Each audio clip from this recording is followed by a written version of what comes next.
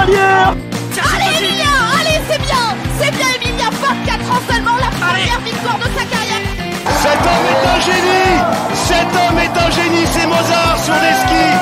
Oui, le 5 sur 5 pour Justine Brezal, c'est la folie dans les tribunes.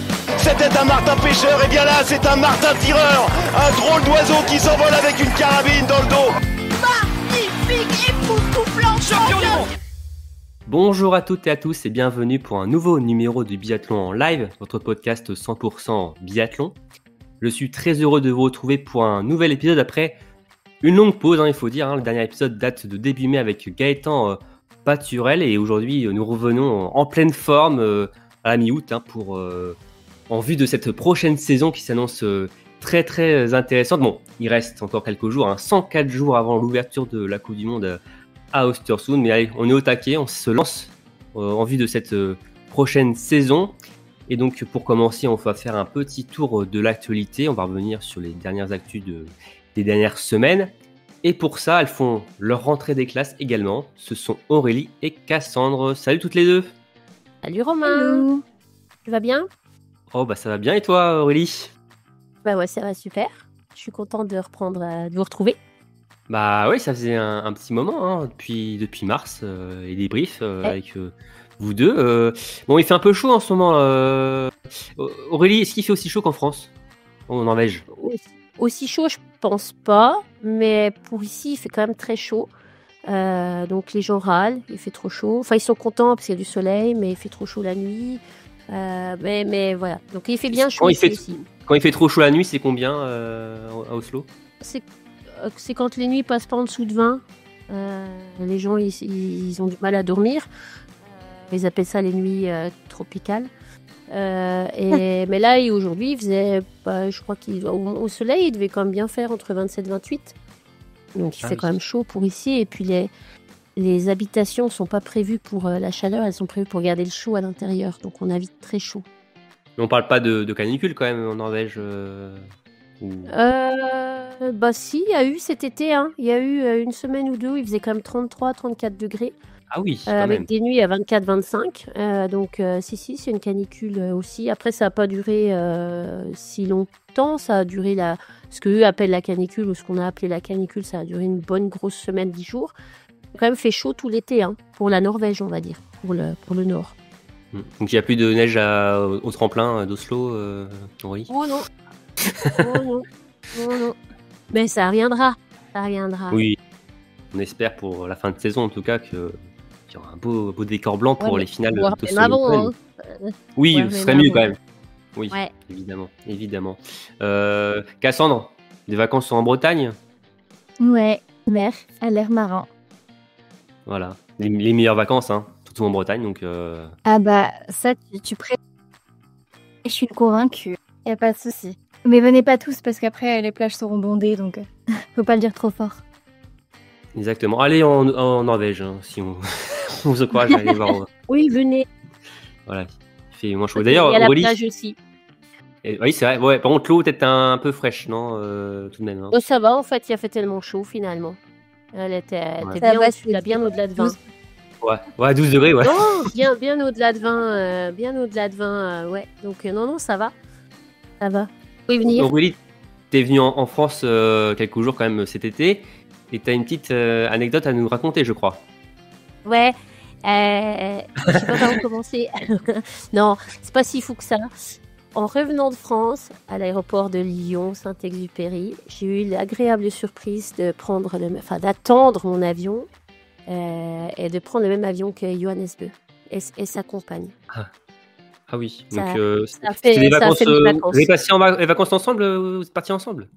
Alors non, malheureusement, mais on est rentré ensemble quand même. Donc non, ça fait un petit choc quand même parce que c'est le dernier endroit où je m'attendais à voir Johannes au terminal 2 de Lyon-Saint-Exupéry. J'ai mis du temps un petit peu. J'ai pas percuté dans l'instant que c'était lui. Ça m'a pris quelques secondes pour que mon cerveau assimile que. Et puis c'est de le voir habillé en short et en chemisette, sans bandeau et sans combinaison de ski. Il faut le temps que le cerveau réagisse. Mais c'était bien lui quand même. Donc voilà, c'était le moment clé de mes vacances. On me demande comment étaient mes vacances, voilà ce que je raconte. J'ai pris l'avion avec Johannes, voilà. Ça suffit à ton bonheur de cet été. Ça suffit à mon bonheur, voilà, c'est ça. Voilà, exactement. C'était chouette. Bon. Écoute, on espère que tu le reverras peut-être sur les pistes de biathlon. En tout cas, pas loin d'un Non, je vais aller voir jouer au foot. Je vais aller voir voir jouer au foot, moi. S'il passe par ici avec son équipe, je vais aller l'encourager, je pense. Ouais, c'est vrai qu'il a signé dans un club pour 80 €, je crois, environ, et il a déjà marqué dès son premier match. En plus, donc, un transfert de 80 €, enfin 800 couronnes. Ouais. C'était chaud, hein. Ouais. Erling Haaland a de la concu dans la sélection norvégienne, peut-être. Pression, là. Mais c'est fun, il faut le reconnaître, c'est fun qu'ils se mettent comme ça au foot enfin, on va dire amateur quand même, parce que c'est quand même 6e division, je crois.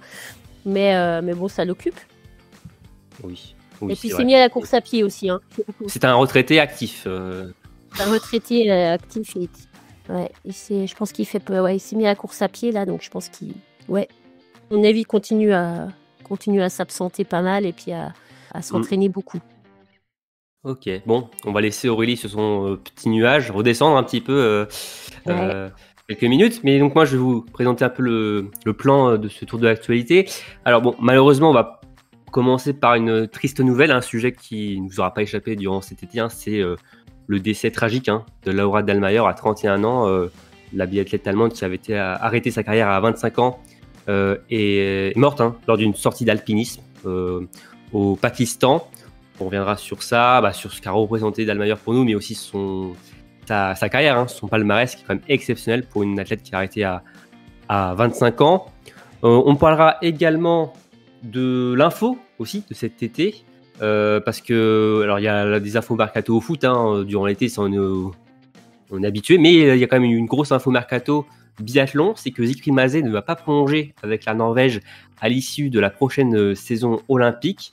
Donc on va se poser évidemment la question, où va aller Mazé après cet hiver? Est-ce que ça penche plutôt du côté de l'équipe de France? Il y a des petites tendances qui peuvent se dégager, on va en parler. On parlera aussi un peu du Blink Festival, là où des athlètes ont fait leur entrée aussi à la compétition, notamment le retour de Lisa Vitozzi. On parlera aussi un peu de l'équipe de France, qui est actuellement en stage du côté de Bessan. Et enfin, on parlera des nouvelles règles de l'IBU, qui s'est retrouvée il y a quelques semaines pour en vue de la prochaine saison. Et donc, je vais vous donner quelques points et vous me direz si oui ou non vous êtes pour ou contre. Et nous terminerons par un petit jeu, qui suis-je? Vous êtes habitués durant l'été, on fait souvent ça pour terminer les tours de l'actualité. Bon, Cassandre, Aurélie, vous êtes prêtes? Oui, ça va, prête. Allez, c'est parti, jingle.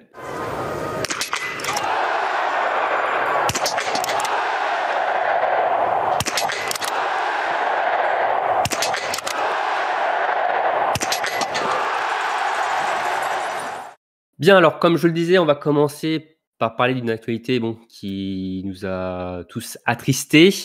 Fin juillet, nous avons appris donc le décès de Laura Dahlmeier à 31 ans lors d'une sortie, donc je le disais, d'alpinisme dans le massif du Karakorum le lundi, donc 28 juillet, donc au Pakistan.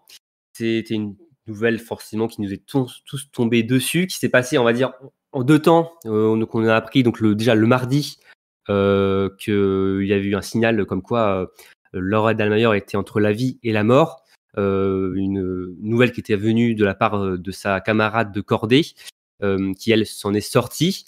Et donc le mardi 29, un hélicoptère a survolé la zone. Malheureusement, les conditions étaient très compliquées, donc on n'a pas pu avoir d'autres informations. Et le mercredi, c'était un peu la dernière chance pour retrouver Laura Dahlmeier. Donc une expédition terrestre a été lancée. Et malheureusement, quelques heures après cette expédition, la mort a été officialisée donc de Laura Dahlmeier. Alors, ils n'ont pas retrouvé le corps. Malheureusement, les conditions étaient trop compliquées, mais ça faisait donc plus de 48 heures que Laura Dahlmeier avait disparu. Et malheureusement, la famille, les proches et son agent ont annoncé sur les réseaux sociaux le décès de cette incroyable athlète qui avait tout gagné, qui avait marqué de son empreinte la Coupe du Monde du biathlon, même la Coupe du, enfin même le biathlon tout simplement. Ça a été un moment, le choc. Enfin, Aurélie, là on commence vraiment pas par une excellente nouvelle, hein, comme je le disais. C'est vrai que on peut pas s'y attendre hein, de ce genre de nouvelles et ça nous a vraiment marqué quoi. Non, ouais, c'était vraiment, comme tu dis, un choc. Alors oui, comme tu dis, d'abord, j'avais lu qu'elle était portée disparue, probablement gravement blessée. Et finalement, on savait pas vraiment où elle était, on savait pas retrouver son corps. Elle pratiquait un sport à risque, donc je pense qu'elle savait le jeu ou les risques de ce sport. Ça n'empêche que moi, en tout cas, ça m'a beaucoup touchée, beaucoup marquée. Jusqu'à l'annonce officielle du décès, j'étais quand même pendue aux news à savoir si on avait des nouvelles. J'espérais réellement une issue positive. Dallmayr, ça reste une retraitée, certes depuis quelques années maintenant, mais ça reste une biathlète du biathlon moderne. Finalement, c'était il n'y a pas si longtemps qu'on la voyait encore courir. Elle était encore très jeune. Non, c'est d'une tristesse infinie en fait quelque part, et d'une beauté aussi avec son souhait de vouloir, si jamais il lui arrive quelque chose, de rester, que sa dépouille reste sur la montagne. Il y a un côté beau et tragique là-dedans aussi, quelque part, mais non, ouais, un gros choc. Ouais, je ne l'ai pas dit, hein, mais elle a été prise dans des chutes de pierre, hein, à 5700 mètres Oui, d'altitude, ce qui rendait forcément les ouais. recherches très difficiles. Et donc, tu l'as dit, Visiblement assommée, d'après sa camarade, ouais. visiblement assommée d'un coup, oui. Et justement, apparemment, elle serait morte, d'après les observations faites par hélicoptère, elle serait morte sur le coup, ce qui est dans Ouais. le malheur peut-être entre guillemets, une bonne nouvelle, si je puis dire, parce que au vu de la situation, ça aurait été encore plus terrible de vivre ça encore de souffrance pendant des heures et des heures. Mais c'est sa camarade de cordée, donc comme je le disais, qui s'en est sorti, qui a essayé à un moment donné quand même de la chercher, mais elle ne pouvait rien faire, donc elle est descendue, appeler de l'aide. Et bon, malheureusement, c'était donc évidemment trop tard pour Lara Dallmayr. Et comme tu le disais très bien Aurélie, elle avait écrit que s'il arrivait quelque chose dans ce sens, une telle situation, personne ne devrait aller chercher son corps pour risquer sa vie également. Donc c'est vrai que c'est quelque chose de très beau, mais à la fois aussi très tragique. Mais Ouais. voilà, on prend conscience aussi du risque de l'alpinisme dans ces moments-là. C'est que bon, c'est un terrain magnifique, la montagne, mais un terrain très, Impitoyable. très dangereux. C'est vrai qu'on en vante beaucoup, on voit beaucoup, par exemple, sur les réseaux sociaux, la montagne, c'est magnifique, tout ça. Mais peut-être que, bon, on se rend pas compte aussi de la dangerosité. Alors, je ne dis pas ça pour Lara Dallmayr, qui était certifiée guide de montagne. Elle avait tous les diplômes. Elle avait quand même, alors certes, elle était très jeune, elle avait commencé depuis quelques années l'alpinisme, mais elle avait quand même beaucoup d'expérience. Elle avait même pas mal de records aussi de montée d'ascension. Enfin, c'est quelqu'un quand même qui avait des connaissances, et de ce qu'on voyait quand même en biathlon, c'est quelqu'un quand même qui était très réfléchi. Donc, il ne semble pas qu'il allait monter ce massif comme ça sans observations au préalable. Donc, mais forcément, c'est très très dur au final d'avoir accueilli cette nouvelle. Et toi, Cassandre, comment tu l'as vécu?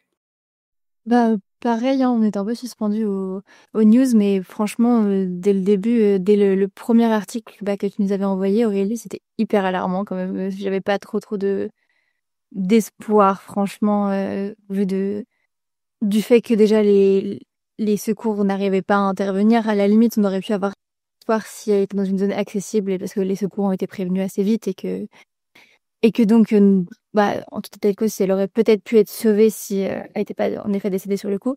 Mais là, déjà avec, c'était quoi, 12 heures avant les premières recherches, je crois. Enfin, en tout cas, il y avait vraiment peu de chances qu'ils la retrouvent en bonne santé. Donc ouais, c'était hyper triste parce que, vous l'avez dit, hein, mais 31 ans seulement.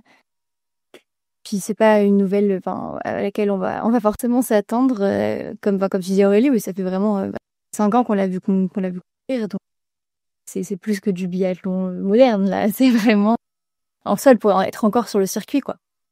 Donc Oui. c'est assez choquant, ouais. Elle a arrêté à l'issue de la saison de 2018-2019. donc la saison avant l'arrêt de Martin Fourcade. Et c'est vrai que, je le disais, hein, elle a eu une carrière exceptionnelle. Je peux faire déjà le tour de son palmarès à Lara Dallmayr.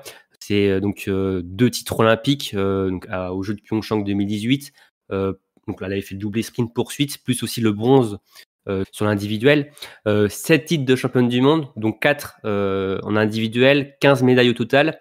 On se rappelle forcément de cette razzia incroyable à Orfilsen, 5 médailles d'or, plus l'argent sur le sprint. Ça faisait donc 6 médailles sur 6 courses, ce qui est assez fou. Et sur cette même saison d'ailleurs, saison 2016-2017, elle remporte le gros globe de cristal, plus 2 petits globes. Et en tout, c'est 22 victoires individuelles pour l'Allemande et 50 podiums. Rolly, 25 ans, elle avait déjà plié le game, quoi. C'est incroyable. Ouais, elle a fait tout assez rapidement finalement, comme elle était probablement dans la vie. Mais même sa carrière finalement, comme tu dis, elle a plié le game. Elle avait aussi un peu surpris tout le monde d'arrêter à 25 ans au sommet de son art quelque part. Et ouais, je sais pas. Moi, je pense qu'elle laisse un héritage énorme au biathlon allemand ou au biathlon féminin même quelque part. Oui. C'était quelqu'un que moi j'appréciais beaucoup sur le circuit. J'avais été un peu triste de l'avoir arrêté. Je comprenais ses raisons. Il me semblait qu'elle avait dit que la montagne l'appelait finalement, que l'alpinisme était plus une passion que le biathlon et qu'elle avait finalement tout gagné. Ce qu'elle avait à gagner, qu'elle avait du mal à trouver une motivation. Il me semble, hein, si je me souviens bien, une motivation supplémentaire pour continuer et qu'elle avait plutôt envie de partir grimper des montagnes. Ça n'en reste pas surprenant à son âge quand même d'arrêter quand on est encore performante comme elle l'était. Moi, je me souviens d'elle surtout. Je me souviens, si on parle de Dallmayr, je la vois surtout skier, sa manière très particulière de skier. Ouais, exactement. Que certains disaient peu élégante. Ils la trouvaient peu élégante sur les skis. Moi, je la trouvais formidable à sa manière très aérienne. Ouais, aérienne comme ça, elle sautillait un peu à la Martin finalement. Elle avait une manière de skier qu'on n'a pas vue chez beaucoup de biathlètes.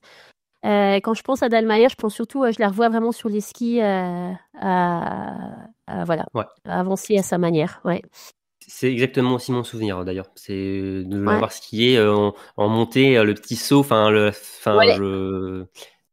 C'était quand même je vais pas dire un poids plume, mais en tout cas, elle était quand même une biathlète assez légère et on se déplaçait comme assez rapidement et c'était une biathlète complète finalement aussi. Laura Dallmayr, très rapide à ski.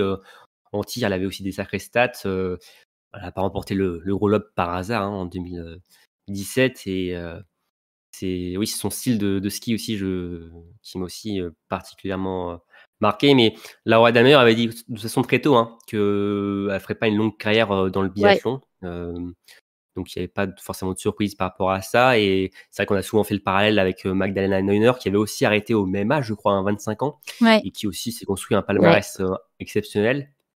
Donc, c'était quand même 2 grandes dames du biathlon allemand qui se sont succédées, qui ont été très jeunes. Et si je dois encore plus malheureusement rajouter du tragique dans l'histoire de Laura Dallmayr, c'est que malheureusement, elle avait aussi perdu son compagnon en janvier 2022 dans une avalanche en Patagonie. Donc, forcément, elle avait été très marquée par ce moment, mais ça ne lui avait pas enlevé le goût de la montagne tout de même. Elle était restée quand même dans l'alpinisme, mais finalement, elle aussi, la montagne l'a emportée. Et c'est une histoire tragique pour Laura Dallmayr qui a marqué tout le monde. Clairement, on a vu tous les hommages. Cassandre, c'est pas étonnant finalement. Oui, c'est normal, encore plus de par sa jeunesse, de par l'importance qu'elle a eue en si peu de temps sur le circuit. Donc oui, c'est normal, mais c'est vrai que tous les biathlètes ils sont allés de leur petite photo, et puis particulièrement ses coéquipières allemandes aussi qui l'ont vraiment côtoyée pour le coup, et qui ont ça a dû être vraiment très dur pour elle j'imagine. Mais juste pour revenir sur qu'est-ce qui reste aussi de meilleur, moi je trouve qu'il y a vachement son sourire aussi. Elle avait toujours elle était toujours c'est vrai. je sais pas, je trouve que ça me revient toujours sur l'arrivée, son grand sourire. Et je pense que c'est une athlète qui a été aimée de tous, j'ai l'impression. Enfin, franchement, Oui, il avait l'air apprécié, hein, pour le coup. ouais. Oui. Et quelqu'un, enfin, franchement, classe aussi. Enfin, franchement, enfin, dans le biathlon, il y en a beaucoup quand même. Hein. Dans le Ouais. biathlon, on a comme de très grands athlètes. Mais c'est vrai que Dallmayr, c'est une athlète, je trouve admirable, qu'on a eu plaisir à suivre aussi durant toute sa carrière. Et c'est beau à voir ce qu'elle a pu faire. Et alors, il y a eu un hommage au Blink Festival. Forcément, il y aura des hommages aussi.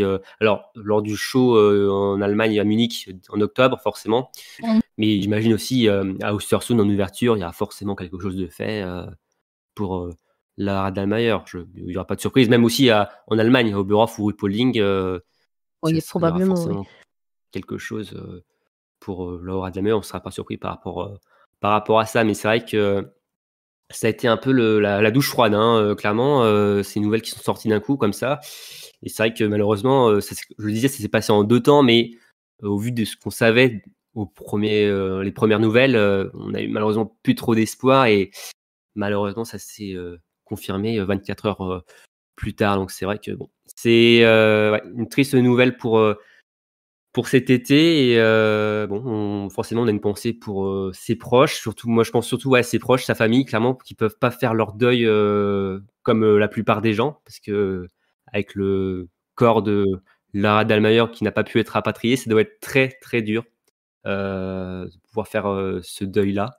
Donc une grosse pensée à eux et forcément Lara Dallmayr c'est un fil rouge c'était un fil rouge durant sa carrière, mais aussi durant les années d'après, parce que je suis sûr, alors j'ai pas vérifié, mais forcément, je suis sûr tous les hivers, on en a parlé d'elle, même après sa carrière, au moins une fois durant les hivers, parce que c'est une athlète qui a marqué, qui a certes n'a eu Ah, c'est une qu'à athlète arrêter à référence. 25 ans, Ouais. mais c'est une athlète référence, c'était une icône et Ouais. qui a peut-être pas révolutionné son sport, mais en tout cas qui a marqué les esprits et qui a été une athlète incroyable sur les skis et même en dehors. Donc forcément, c'est une athlète qu'on aimait voir, qu'on aimait parler. Et forcément, c'est quelqu'un qui va beaucoup nous manquer et qui était encore consultante, par contre, pour la télé allemande, hein, lors des saisons de Coupe du Monde. Donc voilà, c'est une nouvelle très triste. Donc voilà, forcément, on commence pas ce tour de l'actualité par une super nouvelle, hein, mais on se devait d'en parler, rien que pour aussi rendre hommage à ce qu'était Laura Dallmayr. Bien, bon allez, on va se détendre un peu plus. Aurélie et Cassandre, on va parler d'un sujet un peu plus qui nous fait un peu plus du bien, un peu plus fun. Alors fun, est-ce que c'est fun, Aurélie? Siegfried Mazé qui quitte la Norvège. parce que alors je vais Ça mettre peut un peu être de fun de contexte. savoir où il va. Exactement. Parce que c'est à l'occasion du Blink Festival, il y a quelques jours, que Siegfried Mazé a annoncé comme ça que ce serait sa dernière saison dans la sélection norvégienne. Ce serait sa 10e et dernière saison après les Jeux. C'était quand même une collaboration incroyable, hein, notamment avec Johannes Bö. Plein de victoires, de médailles, que ce soit donc avec Johannes Bö, mais aussi avec l'ensemble de l'équipe norvégienne. Il a fait une équipe clairement d'Avengers, hein, la meilleure équipe du monde, même peut-être on peut dire de tous les temps. Mais ça se termine. Alors les raisons évoquées par Siegfried Mazé de ce départ, c'est de se renouveler. C'est difficile de se renouveler après 10 ans quand même, d'avoir le même discours. Et aussi, alors il y a aussi la fin d'un cycle, le départ des frères Bö, il y a aussi plein d'athlètes. Là, on est sur une nouvelle génération aussi, donc là, on passe finalement quand même à quelque chose de nouveau. Et il a aussi dit que le départ anticipé à la retraite de Johannes Bö avait quand même joué dans sa réflexion. Donc finalement, Johannes Bö et Siegfried Mazé sont quasiment liés pour toujours en Norvège. Il y aura quand même une saison sans Johannes Bö pour Siegfried Mazé, mais ce départ a quand même joué. Aurélie, est-ce que tu es surprise ou pas de ce départ? Oui, j'avoue, quand l'annonce est arrivée, j'étais quand même surprise. Je l'avais pas attendu venir, pas à ce moment-là. En tout cas, je pensais que Oui, s'il devait généralement en quitter, il l'aurait biathlon, les annoncé. annonces se font en fin de saison. Elles sont pas en plein été Ouais, comme voilà, pour le c'est foot, ça. on va dire. Après, oui, donc je pense que quand il s'est dit qu'il avait été inspiré du Johannes, peut-être qu'il voulait dire aussi le fait d'annoncer un peu en avance, de convoquer la presse, et d'annoncer que les gens aient le temps de se préparer. Je sais pas. Oui, c'est Mais ça exactement. après, Il a dit que ouais, c'est ça. pour pas prendre à la gorge, on va dire ses dirigeants, la Norvège en fait, de dire je pars comme ça, il n'y aura pas de problème. Vous avez le Vous temps de savez vous que je. préparer. Voilà, Exactement. c'est ça. Voilà. C'est pas mettre, Donc, faire un pied de nez à la Norvège. Exactement. ouais. Après, je pense que surprise, quand tu réfléchis, non, parce que je pense que Siegfried, comme il l'a un peu dit, je pense que c'est un homme. Enfin, son travail, ça reste des relations aussi humaines. Je pense que la plupart des athlètes, il reste qui? Il reste Sturla, en fait, avec qui il a beaucoup travaillé dans les. Il y a dans Christiansen les... aussi. Ouais, Christiansen, on ne sait pas trop sa place dans l'équipe Oui. là. Enfin, je sais pas, mais il reste quand même un peu entre deux eaux là.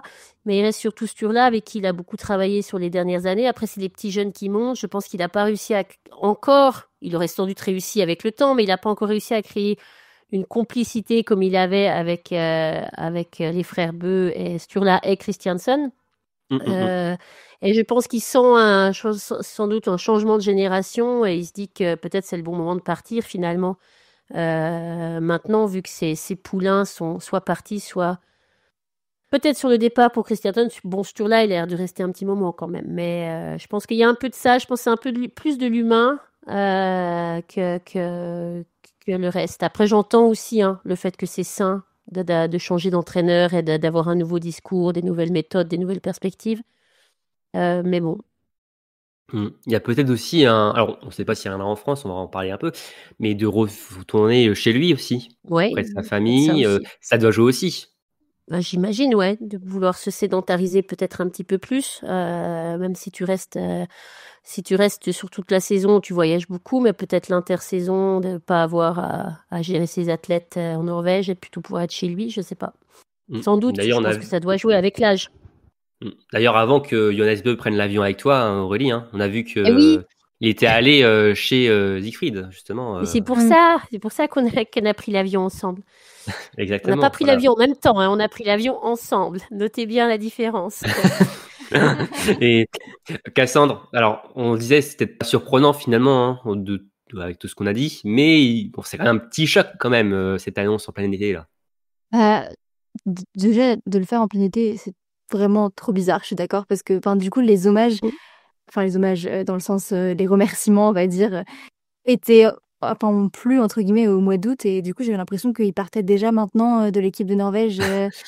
Et je trouvais Ça pouvait porter à confusion, ouais. Ouais. Ouais, parce que même, ok, l'annoncer, mais déjà l'annoncer à la Fédé, etc., c'est pas, aux dirigeants, c'est peut-être pas forcément obligé d'annoncer en public, après ça, pourquoi pas. Mais du coup, après, les remerciements et tout, peut-être attendre la fin de saison, je sais pas. C'est trop bizarre, du coup, de poster plein de messages maintenant, à la limite, eux, ils sont à la retraite. Bon, écoute, ils ont peut-être plus la notion des saisons, mais, mais dans l'idée, je trouve ça un peu bizarre. Et après, oui, c'est pas forcément surprenant, parce qu'on s'est déjà un peu posé la question justement de est-ce qu'il allait rester après le départ des frères Bö, en vue des Après JO les 2030 en JO. France, peut-être, voilà, tout ça. Mais en tout cas, c'est pas surprenant, mais ça va faire un très gros changement en Norvège, et celui qui va prendre sa place aura bon courage. Bon courage Et je pour lisais bien... un article. Pardon, oui, je veux te couper. Mais oui, bon, je lisais un Non, article mais sur le directeur du biathlon norvégien qui disait que, en fait, ça va quand même être très très compliqué. Ils sont contents d'avoir le temps pour pouvoir trouver un remplaçant, mais que là au jour d'aujourd'hui, ils savent même pas vers qui s'orienter en fait. Il dit que il va être compliqué à remplacer. ouais. Alors c'est peut-être compliqué à dire, mais Siegfried Mazy, c'est un peu comme le meilleur coach de tir du monde, on le résume un peu comme ça au vu de ce qu'il a fait en Norvège. C'est Et même en France, avec Martin. Ouais, et puis avec Martin, ouais. Voilà, c'est Il a sûr, quand même formé un Martin Fourcade à Johannes Bö, c'est assez ouf dans une carrière de former autant de deux grands champions qui gagnent tout, et un sur là. Le nombre de globes de cristal qu'il a à son actif, Siegfried Mazy. Il a le meilleur palmarès, c'est sûr. Oui. Voilà. C'est sûr Il que les a là, tous oui, eu, il en n'y a fait. pas photo. Presque. Exactement. Il n'y a pas eu celui de Quentin, quoi. Exactement. Il y a Non, Quentin qui gâche la fête pour Siegfried Mazy. Mais c'est vrai que sinon, à part ça, c'est une carrière impressionnante pour Siegfried Mazy. Mais c'est vrai que oui, il y a eu des beaux hommages. Solomeri, d'ailleurs, n'a pas pu retenir ses larmes quand il a annoncé la nouvelle. Et Johannes Bö aussi a mis un mot très touchant envers Siegfried Mazy. J'ai quelques extraits, mais vous pouvez les retrouver sur notre site d'ailleurs. Mais il dit peu de personnes ont compté autant pour moi que toi. Un immense merci d'avoir créé un monstre en Martin Fourcade qui a été l'étincelle dont le biathlon norvégien avait besoin pour atteindre de nouveaux sommets. Tu nous as appris à moi et à mes coéquipiers comment devenir les meilleurs du monde. Mesdames et messieurs, applaudissons bien fort l'entraîneur le plus titré de l'histoire, voilà, du biathlon, Siegfried Mazé. Donc forcément un magnifique hommage de la part de Johannes Bö. De toute façon, on l'a vu, il y avait une énorme complicité entre ces deux hommes hein, durant toutes ces années. C'était une relation qui était fructueuse à ce niveau-là. Et c'est vrai que là, Aurélie, on tourne une sacrée page du biathlon en Norvège hein, avec les frères Bö, Siegfried Mazé. Ça va qu'il y a quand même de très bons biathlètes, mais là, il y a quand même une phase de reconstruction à avoir. Hein. Oui, non, là pour le coup, on peut dire ce qu'on veut du biathlon norvégien qui écrase ou quoi que ce soit, mais c'est vrai que là, en 2 temps, aussi bien chez les féminines que chez les masculins, là, il y a quand même un nouveau chapitre qui s'ouvre. Il y avait le chapitre Johannes et Tarjei qui s'est fermé. C'était une grosse partie de l'histoire du biathlon. Là, je pense qu'avec Siegfried, c'est aussi une partie de l'histoire, même si c'est pas la partie la plus visible, c'est pas la personne qu'on voit sur la piste ou quoi que ce soit, mais ça, je pense qu'il y a pas à reconstruire parce que le travail est construit déjà, l'équipe, la culture est là, mais je pense qu'il va falloir quand même, ça va quand même demander sans doute un temps d'ajustement avec un nouvel entraîneur. 10 ans, c'est pas rien. La plupart des nouveaux athlètes qui sont arrivés finalement, depuis qu'ils sont en Coupe du Monde ou en équipe A, ils ne connaissent que Siegfried Mazé. Il y aura probablement un temps, oui, d'ajustement pour s'adapter à une nouvelle équipe. Une nouvelle méthode d'entraînement sans doute et ça peut être que bien pour le sport au final. Ça peut-être faire une émulsion d'une autre manière. D'ailleurs, Siegfried Mazé il était arrivé en fermant la page Ole Namjondalen Emil Svendsen et donc il part en fermant la page des frères Bö. Donc c'est là où tu vois, c'est quand même assez impressionnant. Et ce qui je disais, c'était drôle. Grosse page quand même. Hein. Ouais, sacrée page. Oui, c'est un bon bouquin. Oui, c'est les 7 livres d'Harry Potter, si tu veux. Mais c'est ce qui était drôle, c'est qu'il disait que quand il est arrivé en Norvège, donc pour la saison 2016-2017, il dit, il avait signé pour 2 ans. Et il disait, bon, on va déjà essayer de faire 2 ans. Et allez, pourquoi pas, si ça se passe bien, le prochain cycle olympique. 4 ans de plus. Bon, finalement, il en fait un autre. Donc, il a fait 4 ans encore supplémentaires, donc 10 ans. Donc, c'est quand même une collaboration qui était quand même assez longue. Dans le sport même de haut niveau, enfin, c'est quand même rare d'avoir quand même on voit même dans le biathlon, hein, dans les autres équipes, hein, ça n'existe quasiment pas. Hein. Il y a peut-être un Jean-Paul Jacquinot, et encore, Jean-Paul Jacquinot est parti à un moment donné aussi. C'était quand même une collaboration exceptionnelle entre Siegfried Mazé et la Norvège, qui n'est pas encore terminée. Il reste encore une saison. Donc, ça va être toujours aussi très intéressant à suivre de ce côté-là. Et après, Aurélie, Kesako pour Siegfried Mazé, Cassandre aussi. Est-ce qu'il retourne en France, notre cher Siegfried Mazé? Alors, on lui a posé la question et il n'était pas fermé par rapport à ça. Il n'a pas dit non, on verra, enfin, je vous réponds pas. Il a dit pourquoi pas, peut-être.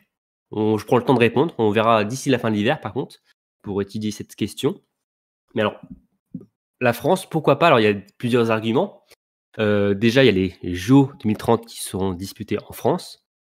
Donc, il y a quand même un sacré challenge hein, au vu de ces jeux, hein, forcément. Sans doute que peut-être la direction, la Fédé française voudra peut-être il y aura plus de moyens. Parce que forcément, Siegfried Mazé, c'est quand même un peu plus de moyens peut-être qu'un autre coach. Il y a aussi, peut-être finalement le plus important, c'est que Jean-Pierre Amat devrait normalement quitter l'équipe de France masculine à l'issue de la prochaine saison olympique, donc cette saison qui arrive. Donc, il y aura ça tombe bien. Donc ça tombe bien.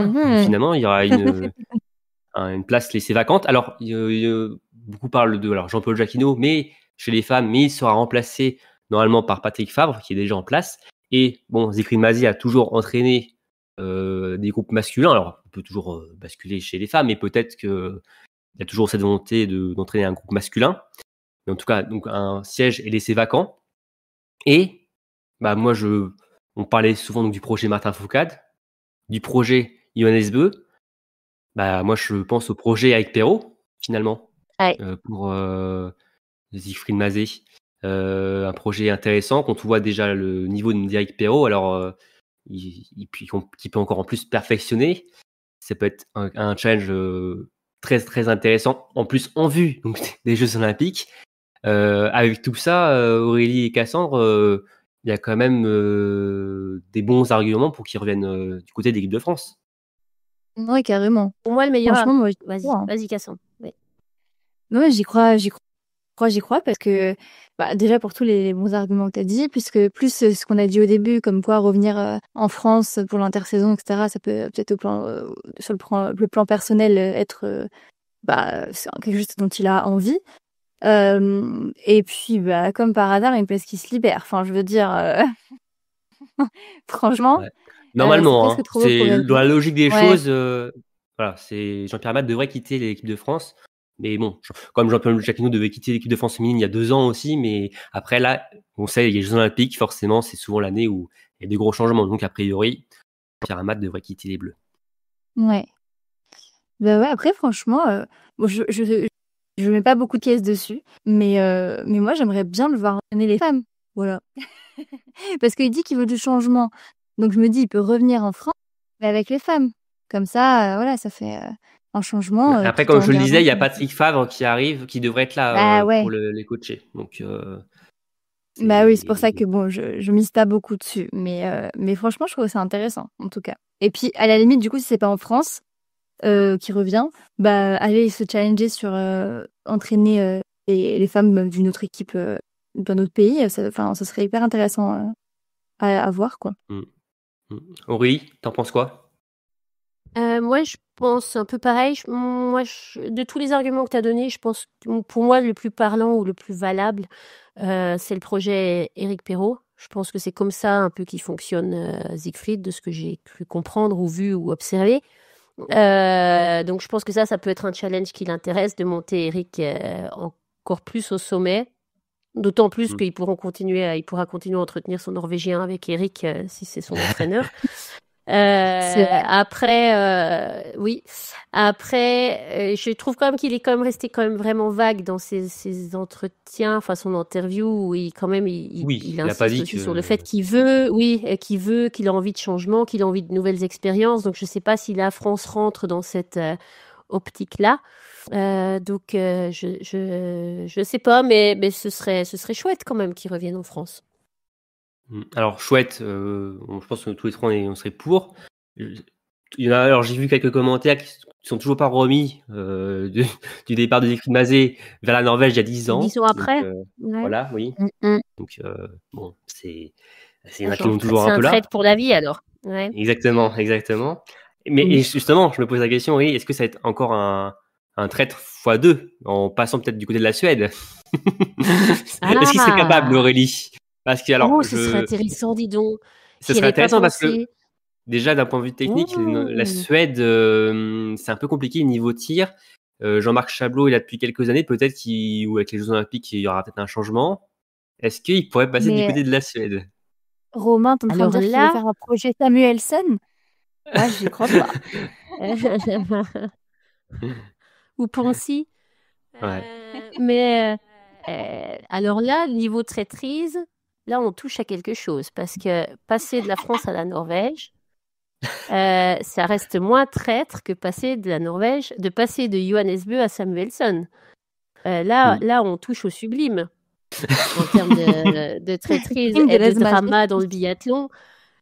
Après, je sais pas si c'est tellement... Oh, ce serait bien, ouais, ce serait drôle en fait. Ce serait sympa. Pourquoi pas? Je pense que si les médias norvégiens, ça serait assez croustillant, je pense. Ah ouais. Et puis, je pense qu'il garderait l'avantage s'il passe en Suède, c'est je pense qu'il garderait un peu le même niveau de salaire qu'il a en Norvège. Mais ah ouais, ce serait drôle. Pour le coup, ce serait vraiment fun. Ouais. Mais évidemment, ça reste des hypothèses à suivre. De notre côté. Mais c'est vrai que je pensais à la Suède, ce serait très fun. L'Allemagne aussi, c'est un peu compliqué. Niveau tir, il y a eu pas mal de changements en plus ces derniers temps. Après, peut-être un challenge dans une plus petite équipe à voir. Après, serait quand même aussi intéressant. Mais tu le disais, oui, du changement, il veut du changement, la nouveauté. Donc peut-être l'équipe de France ne rentre pas dans ça. Mais c'est vrai que tout semble un peu aligné pour un retour de Siegfried Mazet chez les Bleus. Après, faut se mettre d'accord avec la fédération française aussi sur certains points, notamment peut-être niveau salaire, parce qu'on s'est forcément passé en Norvège. Je pense qu'il était quand même beaucoup mieux payé que quand il évolue Ouais, je en pense qu'ils équipe de seront France. pas Et après, il alignés, y mais avait après, bon. évidemment, mais c'est ce sera en tout cas intéressant à suivre. Mais c'est vrai que si il passe du côté de la Suède, ça risque d'être très très fun de voir Siegfried Ça va Mazet être avec super. Samuelsson. Ah non, mais là, pour le coup, ce serait vraiment drôle, quoi. Mais je me réjouis d'avance, oui, des médias, voire même des athlètes, hein. Oh là là, oui. J'ai hâte de voir, Mais je n'y avais pas pensé. C'était pour moi, je n'avais pas du tout pensé que ça pouvait être la voir la Suède. réaction de Christiansen aussi. Ce serait très drôle. Je pense que lui aussi, il aurait son petit mot à dire par rapport à ça. Ah ouais, puis comme ça charrierait l'année prochaine, hein. Ouais. Comme ça va charrier à mort. D'ailleurs, Vettel a quand même rendu hommage à Siegfried Mazet. On sait que ça a été compliqué ces derniers temps, l'hiver dernier, mais il a quand même eu son petit mot sur les réseaux sociaux pour rendre hommage à son coach tir. Mais à voir. Ouais. Mais c'est vrai que France ou Suède, moi je signe tout de suite. On achète dès les demain. deux. Ouais, je signe aussi, ouais. Il fait 6 mois en France, 6 mois en Suède, sinon on se met d'accord par rapport à ça. Après, il peut faire juste une petite aparté en Suède, juste pour le fun, quoi. Un petit contrat de 2 ans. Et puis Pour la après, il vient en doudoune jaune, France. ça va lui aller à merveille. Ouais, pour la doudoune jaune et bleue. Et puis juste pour charrier. Ah non, ouais, bon, non. Ouais, Voilà. j'arrête. Voilà. Bon, évidemment, on vous tiendra au courant de ça. Bon, normalement, ça ne devrait pas sortir d'ici les prochaines semaines, comme on l'a compris. Siegfried Mazet devrait annoncer ça. On devrait avoir la nouvelle sans doute en fin d'hiver, dans pas mal de mois donc. Mais c'est vrai que ça va être le sujet. En tout cas, on va attendre cette annonce avec impatience parce que forcément, Siegfried Mazet, c'est un nom sur la Coupe du Monde, comme on l'a dit. Et son transfert va être quand même très intéressant à suivre. Bien. Maintenant, on va passer alors au Blink Festival. Aurélie, on va rester du côté de la Norvège. Le Blink Festival, c'est la première compétition qui ouvre l'intersaison, finalement. Alors, par rapport aux dernières années, l'équipe de France n'était pas là. Il n'y avait pas fait de stage sur place. Mais par contre, il y avait quand même 4 Français qui ont fait le déplacement, à savoir Emilia Jacquelin, Eric Perrault, Justine Brézaboucher et Lou Jean Monod, qui faisaient face donc aux Norvégiens, à Lisa Vitozzi aussi, qui signait son grand retour, elle, à la compétition depuis un bail. On sait qu'elle n'avait pas couru l'hiver dernier. Ça faisait quasiment 1 an finalement qu'elle n'avait pas mis un dossard sur le dos. Et il y avait aussi l'équipe B allemande. Donc il y avait quand même un bon niveau du côté de Sandnes. Au niveau des résultats, victoire norvégienne sur le concours de tir avec Martin Uldal et Elin Grou. À noter la 2e place d'Emilia Jacquelin. Donc aussi au niveau du super sprint, c'était le vendredi soir, double cocorico avec les victoires donc de Lou Jean Monod et de Eric Perrault, avec aussi Emilia Jacquelin 3e et Justine Brézaboucher 8e. Et sur la mass start, le lendemain, Lou Jean Monod a pris la 2e place, Justine Brézaboucher la 4e et Eric Perrault et Emilia Jacquelin sur le podium derrière Martin Uldal encore une fois. Ce qu'on retient donc des belles performances des Bleus, mais aussi le retour donc de Lisa Vitozzi, j'en parlais, qui a terminé 2e du super sprint derrière donc Lou Jean Monod, mais aussi victorieuse de la mass start devant Lou Jean Monod. Lisa Vitozzi semble de retour aux affaires. Alors évidemment, on est encore à quelques mois de la Coupe du Monde, mais c'est quand même un retour très positif quand même. Je le disais, quand même, elle n'avait pas concouru depuis plusieurs mois, donc c'est très positif avant l'hiver, un hiver très important. Aurélie, on a déjà eu peut-être un avant-goût de ce qu'on va voir l'année prochaine là. Lou Jean Monod, Lisa Vitozzi qui se battent déjà en duel. Sur le super sprint, ça s'est joué dans la dernière ligne droite. Sur la mass start, ça s'est joué sur l'avant-dernier tir où Lisa Vitozzi a fait craquer Lou Jean Monod. Ça fait quand même plaisir à voir quand même aussi déjà Lisa Vitozzi de retour aux affaires. Bah, clairement. Et puis si tu me vends la prochaine saison comme un duel Vitozzi-Lou jusqu'à la fin, moi j'achète, hein, ça peut être que sympa. Ils ont quand même bien fait de faire le déplacement, hein, les 4 biathlètes français, parce qu'ils sont revenus quand même avec un beau week-end, surtout Lou et Eric. Même Eric a noté aussi qu'il a fait une belle montée du Lisbotton. 12e, en sachant que c'est avec des fondeurs. Enfin, c'est fondeurs et biathlètes. Donc que les biathlètes arrivent derrière les meilleurs fondeurs, ça reste naturel finalement. Donc ça montre quand même qu'il est en forme. Donc toi tu vois quoi alors? Tu vois un duel Vitozzi-Lou et puis Uldal-Eric? Tu me demandes des pronostics, T'avances aussi loin? Aurélie. On est déjà Mais mauvais écoute, pourquoi pas? à 10 jours de la Coupe du Monde pour faire des pronostics, alors à 4 mois. Ouais, mais 4 mois, 10 jours, c'est pareil, on n'en sait rien tant qu'on n'a pas vu les premières courses. Oui, Cassandre. Même Emilien Jacquelin, il a pas du tout fait un mauvais week-end. Après, je suis Oui, Très en forme pour d'accord celui-ci. sur le fait que, en général, on parie peut-être pas forcément sur lui sur la saison entière, mais sur les 3 courses, enfin les courses qu'on a vues là, les compètes, il fait un bon week-end. Franchement, Ouais. limite, enfin au même niveau qu'Eric Perrault, quoi. Oui. Après, bon, Donc on va rester mesuré. il y Hein. a- On est à 4 mois de la saison. Les ah biathlètes oui, sont en pleine et préparation. Ils sont pas au même niveau de forme. On va pas faire du Bling Festival. Il va y avoir quelque chose ça marche de jamais. solide. Sinon, ce Non. serait Christiansen qui aurait gagné les 5 aussi dernières saisons. Il avait une époque qu'il gagnait à chaque fois. Donc non, Exactement. ça reste du ski roue, hein, ça pas du ski, ça reste différent quand même. Et d'ailleurs, Ouais. je l'ai pas dit, mais Eric Perrault a remporté pour quelques centimètres le super sprint devant Solomon Reed. Donc là aussi, peut-être aussi un avant-goût de ce qu'on nous promet dans quelques mois. Mais je ne vais pas pronostiquer ça, Aurélie. Non, Je suis on pas, est je suis pas beaucoup trop loin. contre un duel Perrault-Sturla sur toute la saison. Voilà. Ça, Mais tant que ça ça me se plairait joue bien. pas dans le dernier virage à l'avantage. Ah si, bah oui. Alors ça peut pas être à notre désavantage à chaque fois. A eu son quota malchance. Là, maintenant, l'année prochaine, c'est pour nous, tu vois. C'est comme ça que ça Voilà. marche. On peut pas toujours être la malchance. D'ailleurs, tu t'en es Donc, remis, Aurélie, quand même, de ce débrief après d'Oslo. oui, ça va. Ça va, Ça je m'en va? suis remis. Je m'en suis remis. Bah, j'ai croisé Johannes à l'aéroport, tu sais, ça m'a remis le moral. Ah. Mais, et puis je me dis que maintenant, bon, bah voilà, comme je le disais tout à l'heure, je pourrais aller voir jouer au foot. Ça peut être sympa aussi.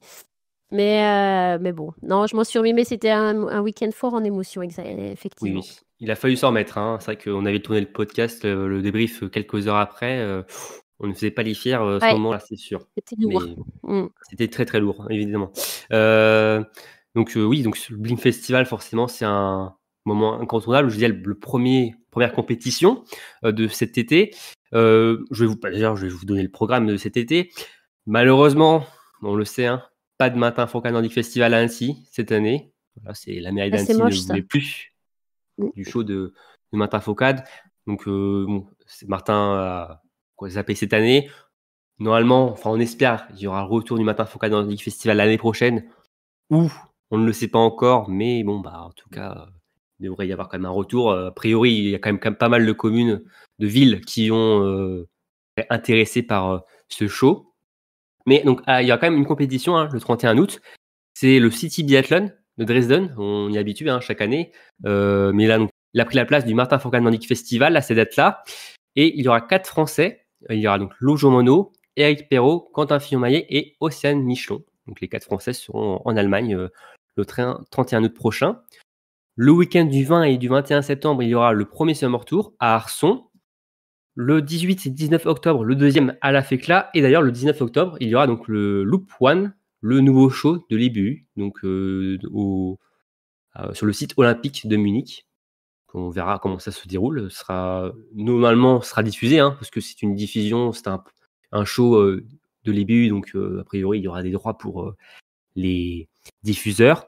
Et enfin, alors là, c'est pas un show estival, hein, on sera plus dans l'hiver, ce sera les courses de pré-saison, le 15 et 16 novembre, alors Aurélie, comment on dit, Geilo, c'est ça? Geilo. Ouais, plus à Suchen. Voilà, plus à Suchen. Sera à Geilo, donc cette année, avec l'équipe de France masculine, et aussi, j'oublie pas, les courses de pré-saison en Suède, à Idre. Aussi, donc là, il n'y aura pas de Français du côté-là. Donc voilà pour le programme estival. Bien, alors on va parler un peu de l'équipe de France, des Bleus qui sont, je le disais, actuellement en stage du côté de Bessan, donc du 12 au 24 août. Donc ça fait déjà une bonne semaine qu'ils sont sur place en Haute-Maurienne. D'ailleurs, vous pouvez retrouver les groupes tricolores A et B et même juniors sur notre site. On n'a pas fait de tour de l'actualité plus tôt, on en aurait évidemment parlé. Bon là, on est en août, donc bon, je vous laisse vous diriger vers notre site pour retrouver les groupes. Donc ils sont en stage donc en altitude actuellement. Il y aura en septembre un stage à Antols pour le groupe A. Donc, ce n'est pas un hasard, hein, évidemment. Le site des prochains Jeux Olympiques, mais bon, c'est un site évidemment qu'ils connaissent très bien. En octobre, ils seront à Font-Romeu. Et donc, je le disais, donc les hommes seront à Gaylo du 4 au 16 novembre avec les courses de pré-saison. Et les femmes retourneront à Bessan, comme ces dernières années d'ailleurs, pour un premier stage sur neige, un premier et dernier stage sur neige d'ailleurs, et pour les sélections d'IBU Cup. Et d'ailleurs, la nouveauté aussi, enfin, ce qu'on doit comprendre, ce qu'on doit retenir aussi de cette intersaison, c'est que les groupes féminins A et B se préparent ensemble la plupart du temps, qui est plutôt pas mal, Cassandre. Finalement, quand on voit finalement le collectif, d'avoir une dizaine d'athlètes qui se tirent la bourre ensemble, c'est plutôt positif. Bah oui, puis surtout quand on voit à quel point les places sont chères dans l'équipe A, c'est cool de pas léser les filles qui sont entre guillemets encore en équipe B parce que ça peut vite se switcher. Donc je trouve ça très bien de bien s'entraîner ensemble parce que bah comme ça a priori les filles du A ou du B qu'elles switchent ou pas, elles pourront faire une saison Coupe du Monde quoi. D'ailleurs, Donc je ça disais me une sélection IBU paraît Cup bien. une sélection IBU Cup à Bessan, mais aussi Coupe du Monde, parce que pour le moment, on est assuré que d'avoir 5 Françaises donc, en Coupe du Monde. En tout cas, elles sont 5 à être assurées d'être à Ostersund. Donc Julia Simon, Lou Jean Monod, Justine Brézaboucher, Océane Michelon et Jeanne Richard. Et ça compose, elles, donc le groupe A et le groupe B. Donc elles sont plusieurs donc à prétendre aux 2 dernières places. Et elles seront, parce que 2 dernières places, elles sont 7, puisqu'on sait que Camille Benet a remporté donc l'IBU Cup, ce qui donne un quota supplémentaire, une place supplémentaire pour les 2 premières étapes. Mais Camille Benet n'est pas sûr de bénéficier de cette place. Donc c'est un peu triste pour elle quand même. C'est un peu curieux. Un peu curieux. Mais c'est vrai qu'il y a une telle densité, c'est qu'on peut se dire, bah finalement, elles méritent un peu tous leur place en Coupe du Monde. Mais bon, il faut faire des choix. Mais c'est vrai que la sélection va être difficile, évidemment. Et chez les hommes, la différence, c'est qu'ils ont 6 places à l'ouverture, mais ils sont 7 dans le groupe A. Et sans doute que la dernière place va se jouer entre Oscar Lombardo, Emilien Claude et Antonin Guignona. Enfin, en tout cas, la dernière place non qualificative, malheureusement. Un restera sur le carreau, il débutera en EBU Cup. Donc, ça sera évidemment quelque chose à observer de près au niveau de la préparation, des Summer Tour, déjà de voir l'évolution des performances des athlètes et jusqu'aux courses de Gaylo en Norvège qui sont normalement décisifs dans cette quête de dernière place pour la Coupe du Monde. Bien. Alors, une information équipe de France et équipementier, d'ailleurs, on l'a appris, c'était durant le mois de juin, je crois, c'est que Adidas va habiller les Bleus lors des 2 prochains cycles olympiques.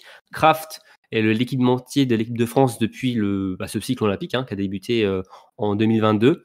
Mais l'équipementier suédois quitte déjà le navire après 4 saisons et va laisser sa place à Adidas pour les 8 prochains hivers. Bon, je ne vais pas vous lancer sur un débat sur ça, mais c'est vrai que c'est bizarre de voir Adidas habiller les Bleus au biathlon. On est plus habitué au foot, par exemple, même si c'est Nike actuellement. Ouais, pourquoi pas, hein, mais dont les JO du coup? Ou les JO c'est un Non, équipementier à part? après les... Ah non, c'est un équipementier, oui, sera ici Adidas, oui. Ouais. Et ce sera par contre après les Jeux de Milan-Cortina. Hein. Il reste encore une année pour Ah, Kraft. ok, c'est la saison prochaine, oui, ok. Oui. Très bien. Il reste encore une saison pour Kraft et ce sera à partir de 2026, les 8 prochaines saisons. Donc, ce sera habillé par Adidas, comme les Allemands d'ailleurs, qui sont habillés par Adidas, ce qui n'est pas surprenant, évidemment, parce que Adidas, c'est une marque allemande. Côté mauvaise nouvelle niveau sponsor, c'est que Wiesmann et Greenwiz quittent le navire aussi, comme Kraft. Par contre, il y a des contrats qui sont renouvelés, comme Roi Energy, Steph, Sun Valley, Leblanc Illumination, RWS, Somfy quand même, qui est un sponsor quand même très important pour l'équipe de France, le SAMC et, j'ai envie de dire, le sponsor le plus important, le Comté. Bah oui, le Comté qui continue son aventure avec l'équipe de France. Comté Jurassien, bah oui. Évidemment. Donc voilà, côté transfert sponsoring, et je rappelle donc Adidas, futur équipementier des Bleus, à partir de 2026, après les Jeux de Milan-Cortina. Bien, alors, avant de passer au jeu, on va passer, donc je le disais tout à l'heure, aux nouvelles règles de l'IBU. Le bureau exécutif de l'IBU s'est réuni en juin du côté de Salzbourg pour officialiser certaines règles. Alors, je vais vous les donner, vous allez me dire si vous êtes pour ou contre. Hein, voilà. Alors déjà, première règle, qui est quand même pas anodine, hein, qui aurait pu finalement avoir lieu en fin de saison dernière. Si 2 biathlètes sont à égalité de points en fin de saison, alors ils se partageront le gros globe de cristal. Si Lojo Mono, là tout hasard, hein, si Lojo Mono et Francisca Preuss avaient le même nombre de points, elles auraient remporté toutes les deux le gros globe de cristal. Cassandre, qu'est-ce que tu en penses? Bah, moi, j'aime pas du tout. Mais alors, pas du tout. Parce que Ouais. tu te bats toute ta vie pour dire que tu veux être la meilleure biathlète du monde, pour qu'après, l'IBU mette une petite règle de business en se disant bon, non, mais c'est bon, vous pouvez le partager. En fait, genre, je comprends que si les biathlètes sont impossibles à départager, qu'on mette un globe partagé, comme il y a pu avoir une médaille d'or partagée entre les deux sauteurs en hauteur là au JO de pas 2024, celui de 2020, 2021. Donc là, ils avaient tout le même concours exactement pareil. Si 2 biathlètes nous font exactement le même nombre de première place, de deuxième place, de troisième place, oui, à un moment donné, on va pas leur faire une dernière course pour qu'elles se départagent, c'est normal. Mais par contre, au moins prendre en compte le nombre de victoires, ça me paraît plutôt logique, quoi. Même, à la limite, si la règle, elle était de même nombre de points, même nombre de victoires, bon, pourquoi pas, parce que c'est vrai que si on commence à descendre tous les échelons, ça fait peut-être beaucoup. Mais là, vraiment, de juste dire, bah, c'est bon, on ne départage pas, bah, je trouve ça... Faudrait demander aux biathlètes, hein, parce que c'est peut-être qu'eux, ils seront OK de partager, mais je sais pas, quand on pense à des mentalités...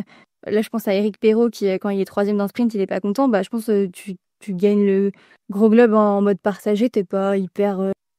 relou, quoi. T'as envie d'être le meilleur tout court, pas le meilleur avec quelqu'un d'autre. Ouais.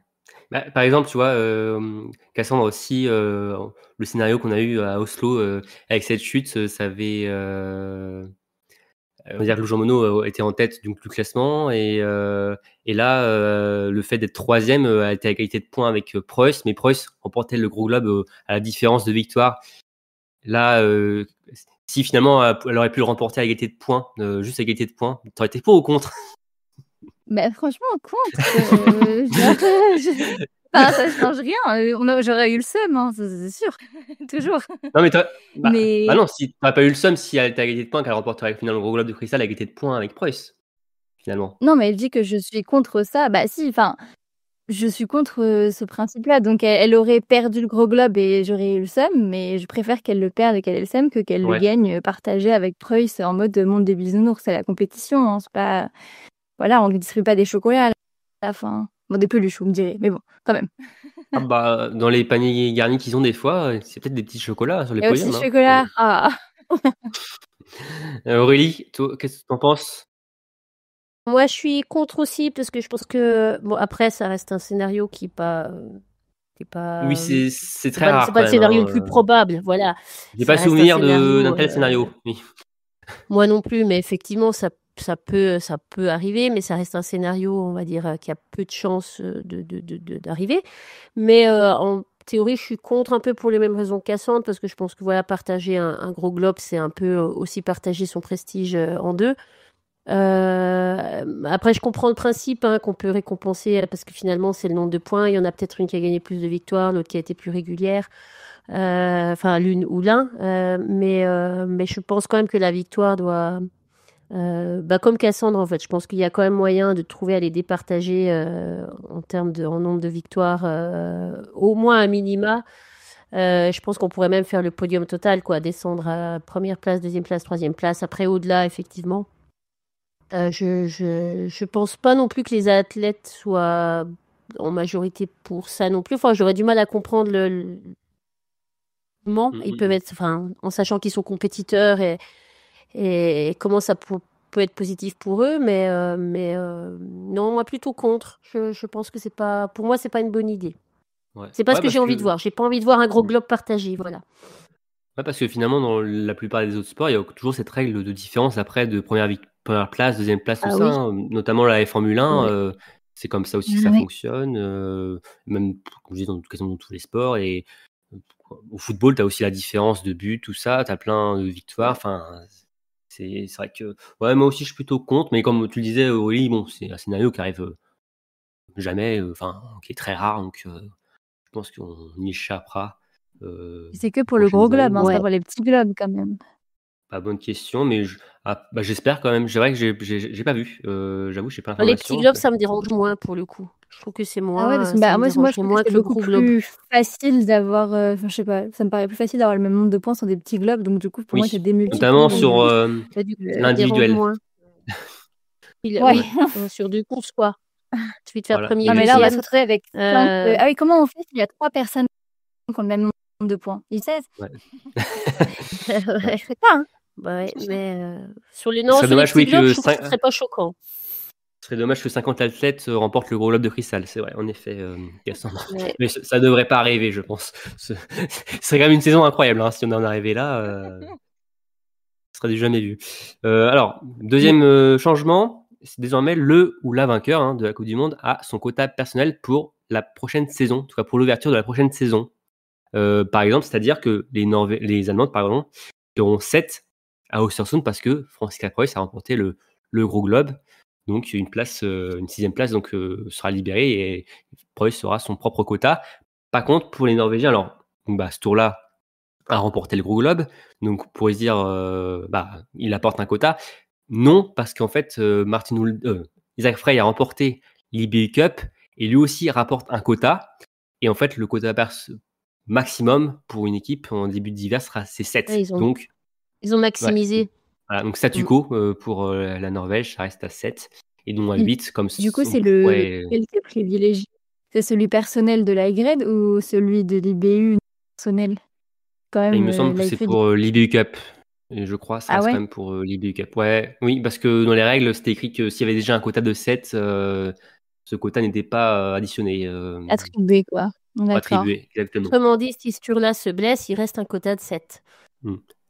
Exactement. Ouais. Après, Ouais. finalement, il n'y a pas de change, ça change pas grand-chose finalement que ce soit IBU Cup ou Coupe du Monde parce que le quota d'IBU Cup n'est pas personnel. Donc, Oui, mais celui de la finalement, Coupe du Monde l'est. Donc si ce Oui, oui, tour-là mais se c'est ça, blesse, donc oui, mais il y il a une rapporte sixième pas place son quota. vacante.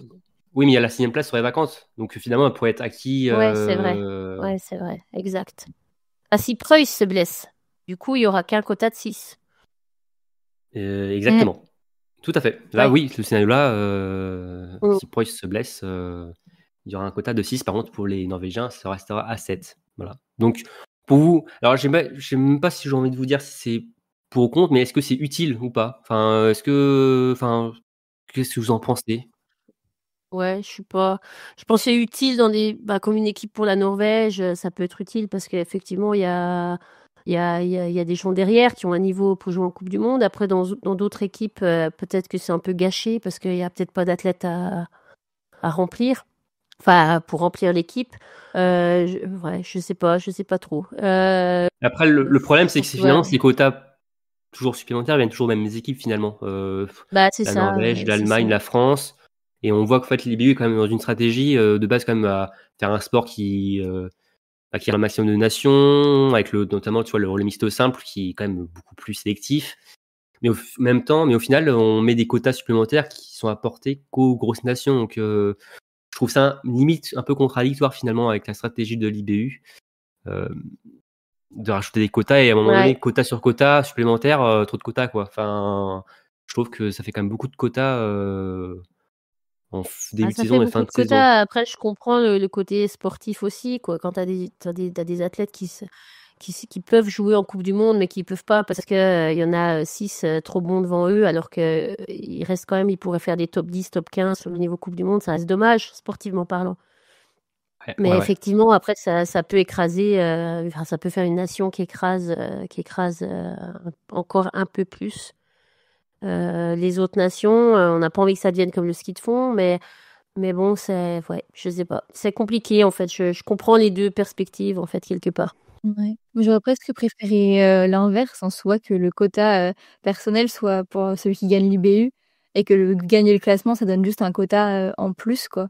Parce que le quota, je capte que du coup, avoir un quota personnel en plus, ça permet de prendre quelqu'un d'autre aussi finalement. Mais en soi, celui qui gagne la Coupe du Monde, il n'a pas besoin d'avoir un quota personnel, genre.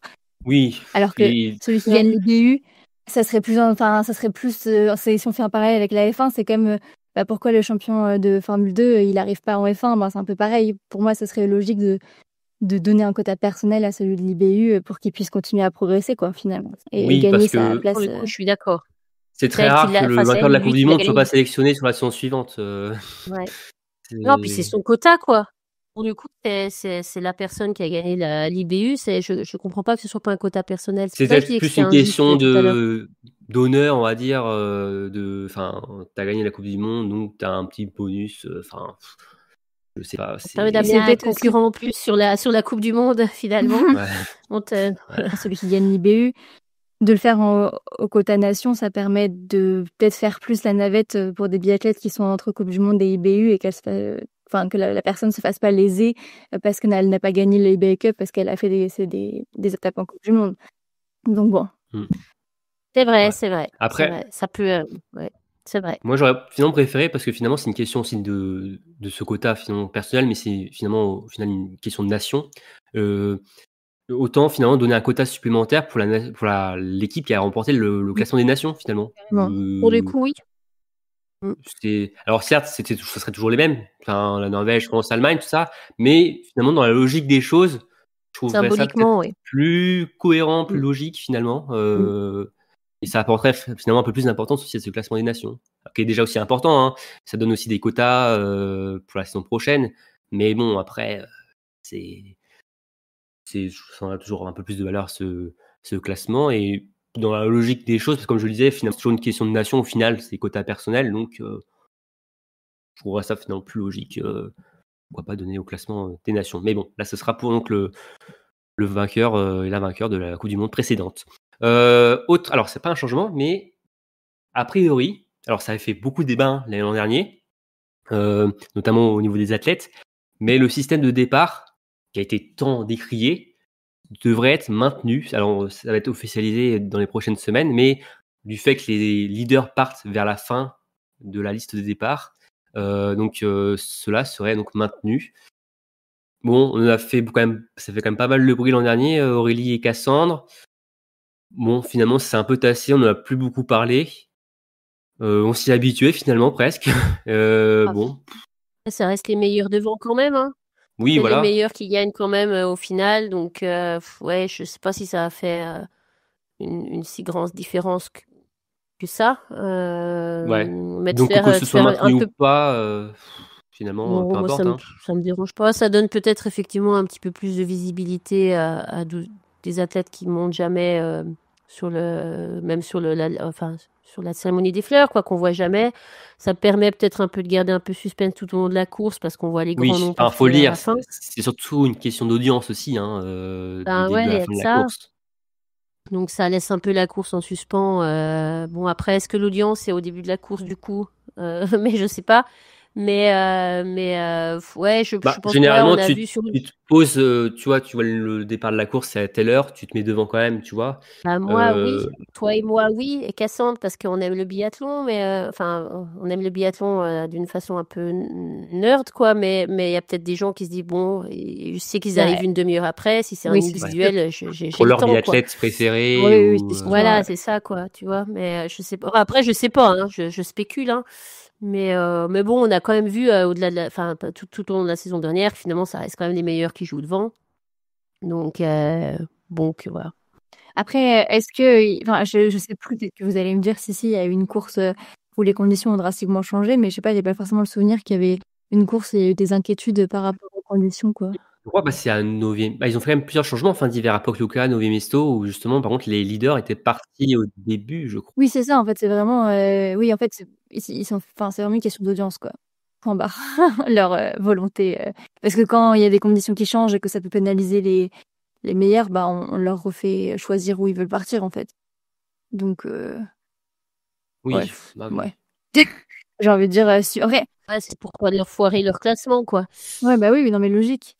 Voilà. C'est une question de sous, forcément, derrière. Mais après, du coup, j'ai envie de tendance à te dire, nous, on s'en fout, mais bah, l'année dernière, on a des biathlètes qui, eux, étaient très remontés sur ça, et pour le coup, bah, je trouve ça un peu dommage de le maintenir pour, du coup, bah, que des raisons d'argent, alors que bah, les biathlètes, ils veulent gagner leur droit de partir devant et du coup, de pouvoir, entre guillemets, mieux performer, et donc pourquoi leur enlever ce truc-là, ouais. Ouais. Pourquoi pas pour nous, mais pour les athlètes, c'est con. Parce qu'ils veulent aussi un prize money pour leur victoire. Et que pour ça, il faut des sous. Et c'est les chaînes télé qui les Justement, donnent, entre autres. on va faire la transition magnifique, Aurélie. Ouais. Dernière information, c'est que le prize money par rapport à la saison dernière va augmenter. Donc 1,6 million d'euros en plus, ça fera un total de 9 millions 3 au total hein, sur l'hiver. Et donc on va arriver sur une saison olympique 56% plus élevée que la saison olympique précédente, ce qui est quand même énorme. Après, on a vu quand même que les BU avaient fait quand même pas mal d'augmentations ces dernières années, et pas mal aussi des classements, par rapport au dossard bleu, il y a maintenant un prize money, ou la meilleure remontée en poursuite, tout ça.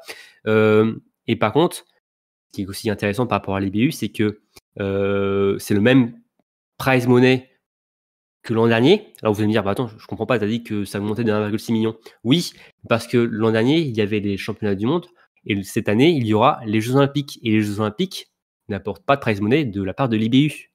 Et donc, c'est 1,6 million d'euros manquants qui étaient sur les mondiaux. Donc l'IBU va les étaler sur les 9 étapes de Coupe du Monde. Donc finalement, les biathlètes vont être plus gagnants sur les courses de Coupe du Monde que l'hiver dernier. Et en plus, ils sont performants sur les Jeux, donc il y aura un beau petit chèque en plus. Bon, bah forcément, on prend ça positivement, Cassandra. Bah, je me dis qu'au moins, la décision de maintenir les listes inversées pour gagner plus d'argent, bah, ça peut revenir aux biathlètes, et du coup, ils y trouvent peut-être finalement leur compte aussi à la fin. Donc, pas plus mal, mais c'est bien, en tout cas. Tant mieux pour eux. Et puis, moi, j'aurais aussi aimé que mon salaire soit augmenté de 56% depuis la dernière saison olympique. Fait une belle petite inflation salariale. C'est pas le cas, mais tant mieux pour eux. Bah, apparemment, Voilà. ton entreprise, Aurélie, vit moins bien que le biathlon, que l'IBU. Hein. On va commencer à faire des listes inversées, nous aussi. Hein. On va faire les meilleurs venir à la fin au travail. Je vais proposer ça à la prochaine réunion. Ouais, donc non, mais en tout cas, c'est plutôt une bonne nouvelle. Mais c'est vrai que ces dernières années, l'IBU a quand même bien augmenté les prize money. On va voir jusqu'où ça va aller, mais c'est forcément une nouvelle positive pour les biathlètes. Bien, Cassandre, Aurélie, le moment est venu. On va terminer par le petit jeu, le qui suis-je. Est-ce que vous vous souvenez un peu comment ça se passe? Bah, c'est comme question pour un champion, quoi. Alors, je vais quand même expliquer pour nos éditeurs. C'est que je vais me mettre dans la peau d'un ou d'une biathlète. Je vais donner en fait ma biographie de mes débuts, même de ma naissance à aujourd'hui. Et donc, je vais donner tout type d'informations. Et après, vous me donnez, quand vous savez, vous pensez que c'est moi, quelle biathlète je suis, vous me le dites. Par contre, si vous donnez une mauvaise réponse, vous avez un malus, c'est que vous ne pourrez pas répondre à l'issue de la prochaine question, l'issue de la prochaine information, pardon. Allez, c'est parti. Je suis né le 28 mars 1997 à Katrineholm. Je fais mes débuts internationaux le 18 février 2015 à l'occasion des championnats du monde jeunes de Minsk.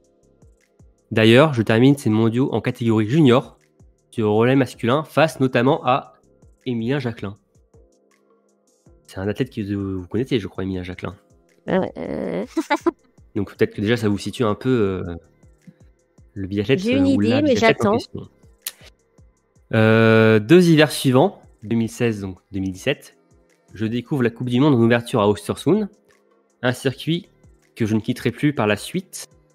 Ma meilleure performance cette saison-là est une 13e place sur le sprint de Nové Mesto. Attention, peut-être que là, ça peut jouer déjà. La saison 2017-2018 est celle où j'explose aux yeux du grand public, en décrochant mon premier podium individuel lors des Jeux de Pyeongchang. Aurélie, Je pense que c'est CB. Ouais. t'es sûre Aurélie? Je suis pas sûre, mais je pense que c'est CB. Bah, c'est une très bonne réponse. Oui. C'est Samuelson. Yes. Tu l'avais, Cassandre? Je les faisais juste après. Ah, Ah. Bah, j'ai capté de suite que c'était un Suédois. Donc après, il c'est fallait vrai que juste, j'ai peut-être avantagé avec la ville de il naissance, fallait Catherine juste Holm. ajuster. Ouais. Oui, moi, j'ai pas capté de suite que c'était un Suédois, moi. Ouais. J'étais en mode, oula, c'est Là, où j'ai capté de suite c'est c'était un où Suédois. Après, il fallait juste ajuster lequel ça pouvait être. Voilà. Ouais. Donc tu as trouvé au bout de la 4e information, donc ce qui m'embête un peu parce que je me suis un peu embêté à en faire plein après. Ouais, Mais t'avais pas la foi. Genre, on trouverait pas. ah mais si, Ouais. bah si, mais je suis obligé. Ouais. Si jamais vous ne Ouais. trouvez pas, je suis obligé de faire toute sa carrière. Donc bon, je vais pas m'embêter à tout lister parce que vous connaissez très bien Samuelson, mais c'est vrai qu'après je disais, je termine 2e de la poursuite derrière Martin Fourcade au Jeux de Pyeongchang. Quelques jours plus tard, je suis pas loin de rééditer l'exploit en reprenant la 4e place de l'individuel. Et ensuite, bah, je remporte aussi les mondiaux. Enfin, je suis titré aux mondiaux d'Oberhof. Je fais mon meilleur classement aussi lors de la saison 2021-2022. On termine en 3e du général. Donc je suis suédois, j'ai 28 ans. Et on dit souvent que je parle beaucoup trop. Je suis. Ah. C'est eux. Donc là, vous étiez obligé de trouver. Peut-être que Siegfried, c'est mon prochain entraîneur. Voilà. C'est chouette. Évidemment. Donc, est-ce que vous, chez vous, vous avez trouvé avant Aurélie? Peut-être pas sûr, mais dites-le nous d'ailleurs, si vous l'avez trouvé. Mais en tout cas, bravo Aurélie pour cette victoire. Je t'en prie. Ah, merci. Ce petit jeu qui a été très rapide, faut être honnête. Mais en tout cas, Aurélie, Désolée. t'as été. Ben non, mais écoute, une championne. Ouais. T'as croisé Johannes Beu, t'as peut-être donné quelques conseils. t'as vu. J'ai Laura maintenant. J'ai Voilà. Laura de champion. Exactement. Bon, La première. bien. Aurélie, Cassandre, ça se termine. Merci à toutes les Ça se deux. termine. Merci à toi. Merci à vous. C'était sympa. Du coup, on se revoit dans pas trop longtemps, là. Ah, à voir. D'ailleurs, il y a peut-être un prochain épisode. Alors, je dis peut-être, parce que c'est pas encore officiellement fait, mais à prévoir d'ici quelques jours. On va parler d'ailleurs peut-être d'un sujet on va parler d'un sujet très intéressant avec un biathlète justement en question par rapport à ce sujet. Donc, n'hésitez pas à être en veille sur notre podcast. Ça devrait venir prochainement, normalement. Mais en tout cas, ça fait très plaisir de vous retrouver, Aurélie et Cassandre, autour d'un tour de l'actualité. Et peut-être qu'on en refera un d'ici quelques temps, j'espère. Et on aura encore, je pense, quelques biathlètes en vue de la prochaine saison, qui sera forcément, je le disais, très importante avec des Jeux Olympiques. Donc, merci à toutes les deux, Cassandre et Aurélie. Merci à tous de nous avoir écoutés. Comme d'habitude, n'hésitez pas à liker, à partager notre contenu, à mettre 5 étoiles aussi sur les plateformes d'écoute. Ça nous ferait vraiment très plaisir. Encore merci et je vous dis à très vite pour un nouveau numéro de Biathlon en live. Salut tout le monde! Ciao.